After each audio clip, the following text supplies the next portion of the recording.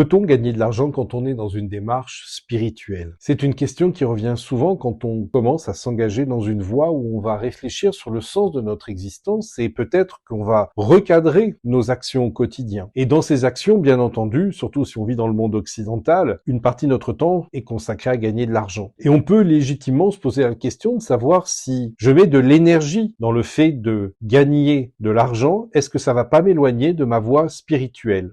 Alors j'ai plusieurs réponses à apporter et ce soir j'ai envie d'en partager deux. La première c'est qui est ton maître, mais au sens noble du terme? Est-ce l'argent, les finances, la monnaie? Ou alors est-ce que c'est ton âme? Dans l'un, c'est pas bon parce que l'argent c'est la matière et qui risque de t'entraîner vers le bas, c'est-à-dire de générer des énergies qui peuvent t'alourdir. Il n'y a pas de connotation maléfique, il n'y a pas de connotation négative au sens moral du terme, bien sûr, mais c'est plutôt au niveau énergétique.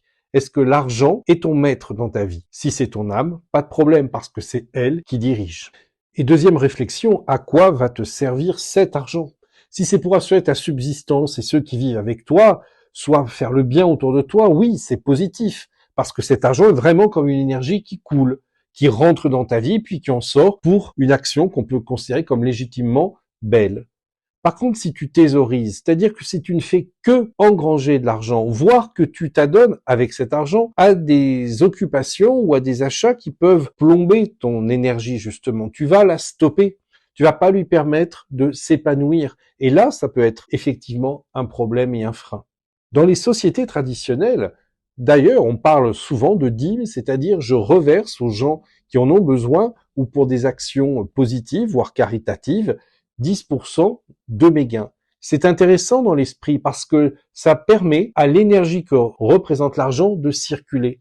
C'est toujours la même chose. Dans le feng shui, on dit que si l'énergie stagne dans une maison, ce n'est pas bon parce que la vie, c'est le mouvement.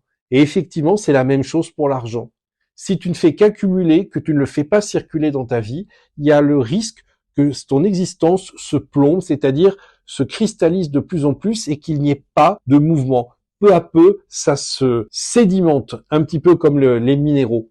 Donc l'invitation, c'est regarde comment l'argent entre dans ta vie, comment il circule dans ton existence, comment il en sort et qui dirige vraiment ton existence. Est-ce la matière représentée symboliquement par l'argent ou alors c'est ton âme, l'esprit et donc ta voie spirituelle?